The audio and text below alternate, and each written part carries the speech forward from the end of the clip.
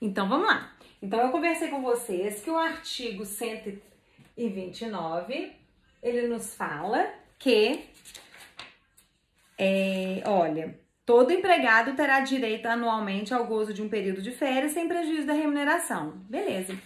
Aí, eu conversei a respeito do período aquisitivo, que o João entrou em maio de 2018 e maio de 2019 ele teve o período aquisitivo de 12 meses. Pessoal, e aí? No mês seguinte, o João tem que sair o João tem que sair de férias? Ou o empregador tem que dar imediatamente as férias? Não. Olha o que fala o artigo 130. O artigo 130 fala: após cada período de 12 meses de vigência do contrato de trabalho, o empregado terá direito a férias na seguinte proporção. Quando a gente fala a cada período, e ainda tem o artigo 134 que fala as férias, então é o 129, cumulado com o artigo 134 da CLT. O 130 eu vou ler agora mesmo, tá? As férias serão concedidas por ato do empregador. Então, quem concede as férias é o empregador. Em um só período, nos 12 meses subsequentes à data em que o empregado tiver adquirido o direito.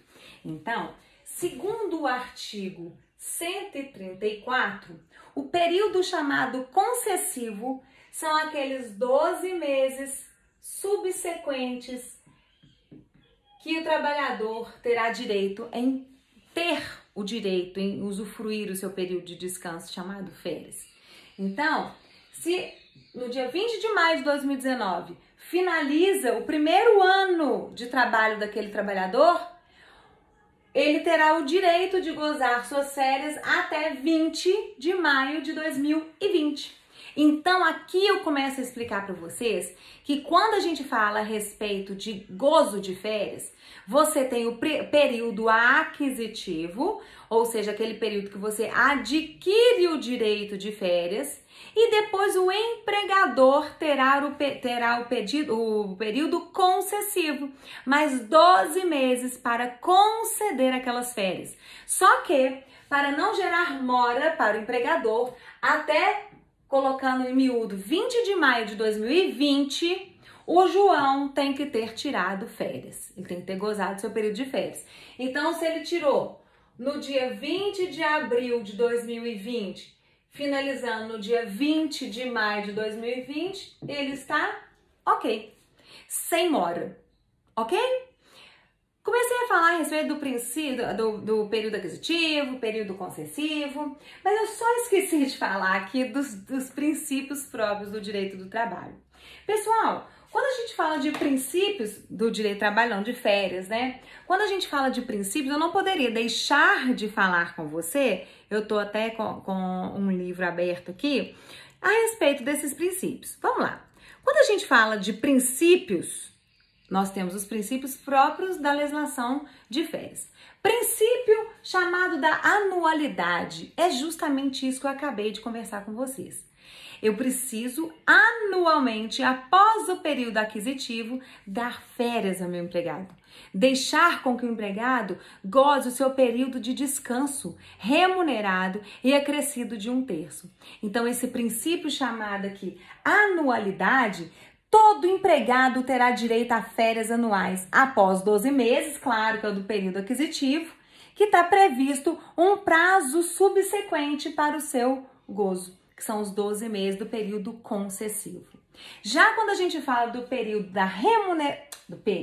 do princípio de remunerabilidade, durante as férias é assegurado o direito à remuneração integral, como se o mês de férias fosse de serviço. E ainda acrescido de 1/3. Como eu disse a vocês, remunerabilidade. Eu terei que ter remuneração.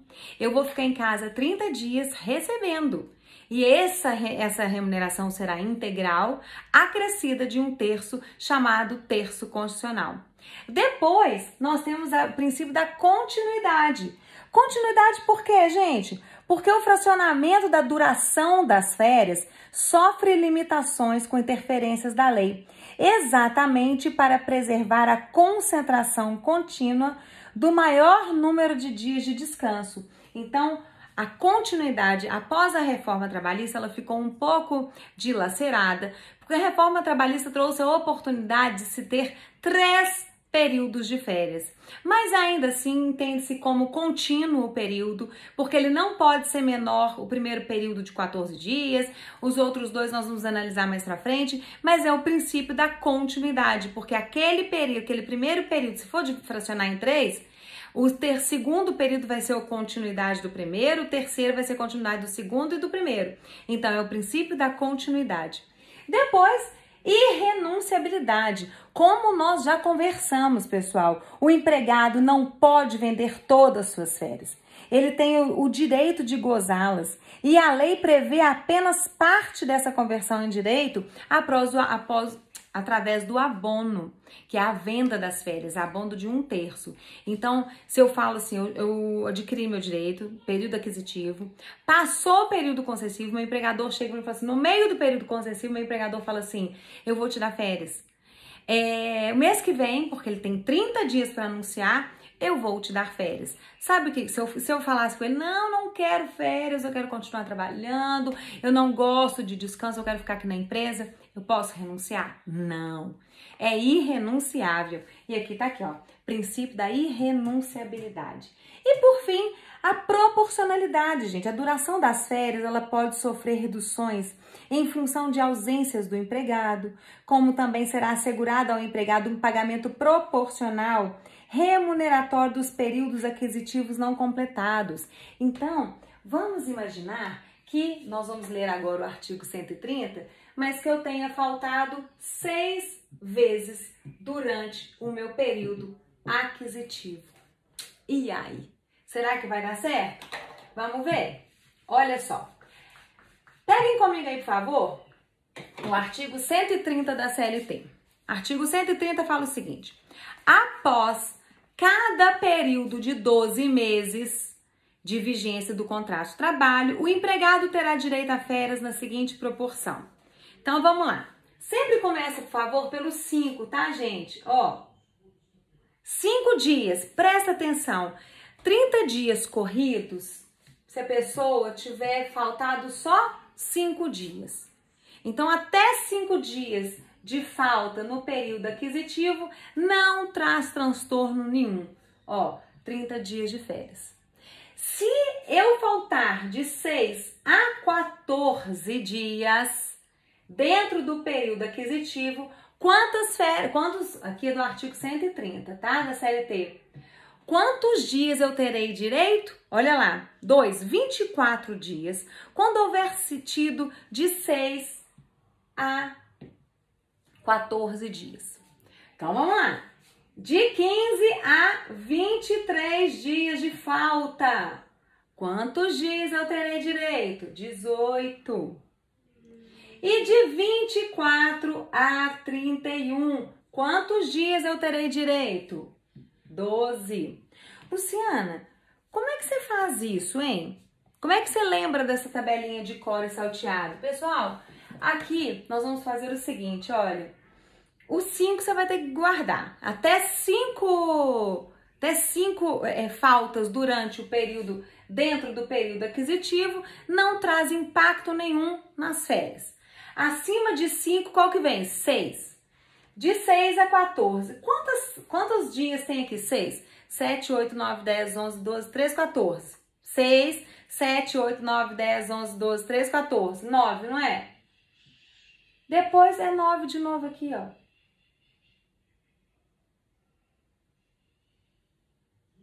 Viu? 9. Depois 9 de novo.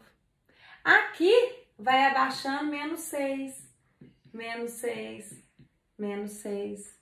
Tem alguns que fazem uma tabelinha assim, ó, quer ver? Ó, tabelinha ao contrário, uma tabelinha assim, ó. 30 dias integrais por até 5 dias de falta. 24, ó, menos 6, 24, 6 a 14, 9. Aqui, para chegar aqui, ó, deu mais 9. Menos 6, 18. para chegar aqui, mais 9. Menos 6 deu 12. Para chegar aqui, 24 a 32. Mais 9. Nesses últimos aqui que a gente soma, tá? Aí é só você lembrar, 69. Então, pessoal, 69 menos aqui 6 e mais 9 aqui. Então, essa daqui é a tabela de impactos de faltas, caso o empregado tenha falta maior do que 5. E lembrando, nós estamos falando de faltas injustificadas. Faltas justificadas do artigo 473, não há que se falar em redução do número de dias. Então, fazendo um apanhado aqui por completo, por favor, não esqueçam, quando o trabalhador faltar dentro do período aquisitivo até 5 dias, nenhum impacto em relação às férias. Ele vai perder esses 5 dias no dia que ele faltar, ele vai deixar de receber? Claro! Ele pode ter recebido punição, advertência? Claro! Mas aqui é uma outra forma de puni-lo. Porque além dele ser, como é que fala? Ele ter sido descontado lá, aqui ele vai deixar de descansar. Ele não vai perder esses valores. Ele vai deixar de descansar. Então, ao invés dele descansar 30 dias, se ele faltar, por exemplo, 12, ele vai ter 24 dias. Se ele faltar 17, ele vai ter 18 dias. Se ele faltar 27, ele vai ter 12 dias. E se ele faltar mais do que 32? Esse empregador tá de sacanagem continuar com essa pessoa dentro da empresa, né? Mas não, ele não terá direito a férias, tá? Porque o intuito é realmente fazer o seguinte: o dia que ele faltou injustificadamente, ele descansou lá e vai deixar de descansar aqui, tá? Então, pessoal, por favor, o artigo 130 fala justamente em relação a isso. É o direito de férias, aonde a gente tem o período concessivo, tem o período aquisitivo, e vou fazer novamente, vou apagar, tá? E vou fazer novamente com vocês este quesito aqui do artigo 129, cumulado com 134. Sabe por quê? Porque ele é muito importante.